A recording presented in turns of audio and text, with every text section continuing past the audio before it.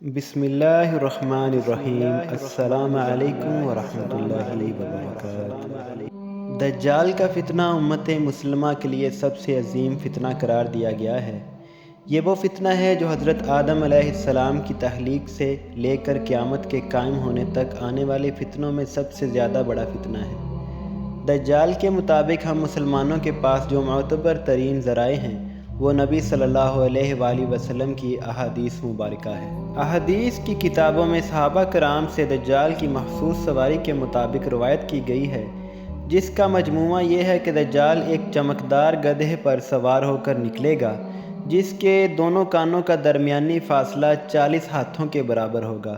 دجال اس گدھے پر سوار ہو کر سمندر میں اس طرح داخل ہوگا جیسے گھڑ سوار اپنے گھوڑے پر سوار ہو کر ایک دم ندی میں داخل ہو جاتا ہے۔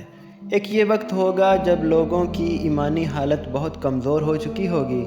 دجال دنیا میں 40 دن گھومے پھرے گا، اور ان 40 دنوں میں ایک دن ایک سال کے برابر ہوگا، اور ایک دن ایک مہینے کے برابر ہوگا، جبکہ ایک دن ایک ہفتے کے برابر ہوگا، جبکہ بقیہ ایام معمول کے مطابق ہوں گے۔ دجال کے لیے زمین سمٹ دی جائے گی، یعنی وہ بہت تیز رفتاری سے سفر کرے گا اور سورج کے غروب ہونے کے مقام پر اس سے پہلے پہنچ جایا کرے گا۔ سمندر کا پانی اس کے ٹخنوں تک پہنچے گا۔ دجال کے پاس 70,000 کی فوج ہوگی، جس کے اوپر سبز رنگ کی چادریں ہوں گی، یہاں تک کہ وہ ابو المراق کے ٹیلے پر آ کر ٹھہر جائیں گے۔ پھر وہ ایسی بلند آواز دے کر سب کو بلائے گا کہ اس کو زمین و آسمان کے درمیان ساری مخلوق سن لے گی۔ پھر دجال ان سب لوگوں سے کہے گا کہ تم لوگ میری عبادت کرو، میں تمہارا خدا ہوں۔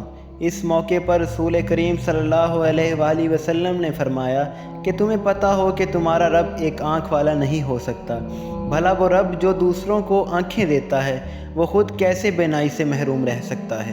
اس بدبخت دجال کے ماتھے پر کافر لکھا ہوگا، جسے صرف مومن ہی پڑھ سکے گا، وہ اسے پہچان لے گا۔ دجال اپنے گدھے پر سوار ہو کر ساری زمین پر گھومے گا۔ زمین کا کوئی حصہ، چاہے وہ پہاڑی ہو، میدانی ہو یا صحرائی، کوئی علاقہ ایسا نہیں بچے گا جہاں وہ نہیں جا پائے گا، سوائے مکہ مکرمہ اور مدینہ منورہ کے، کیونکہ اللہ تعالیٰ نے ان دونوں جگہوں کی حفاظت خود فرشتوں کے ذریعے فرمائے گا۔ دجال جب وہاں داخل ہونے کی کوشش کرے گا تو فرشتے اس کا رخ پھیر دیں گے۔ ان احادیث کی بنیاد پر یہودی خاص طور پر گدھے کی تعظیم کرتے ہیں، وہ اپنی خفیہ عبادتوں میں گدھے کو ضرور شامل کرتے ہیں۔ بعض لوگوں کا یہ دعویٰ ہے کہ عبادت کے دن خفیہ طور پر یہودی ایک گدھے کو اٹھا کر بیت المقدس میں لے جاتے ہیں، جہاں مختلف رسم و رواج کے مطابق اس گدھے کو سجایا جاتا ہے۔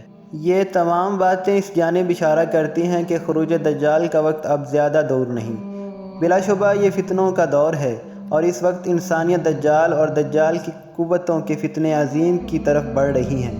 لہٰذا دجال کی قوتوں سے آگاہی رکھ کر ہم اپنی نسلوں اور اپنے ایمان کی حفاظت کر سکتے ہیں۔ اللہ پاک ہمیں اور ہماری آنے والی سب نسلوں کو دجال کے فتنوں سے محفوظ رکھے، آمین۔